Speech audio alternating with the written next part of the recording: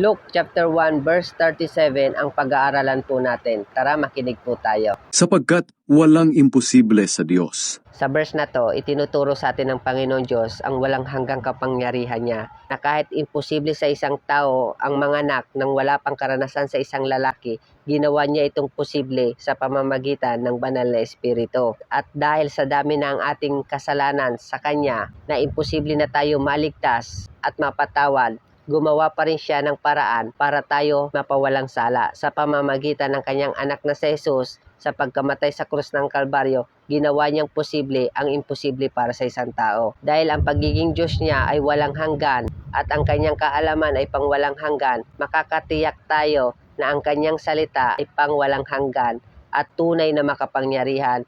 Kaya wala tayong ibang gagawin kung hindi ang panghawakan ng kanyang pangako at ang kanyang salita at maniwala sa walang hanggang kapangyarihan ng ating Panginoong Diyos. Maniwala tayo sa pamamagitan ng buhay ni Kristo na itinuturo sa atin sa pamamagitan ng kanyang salita.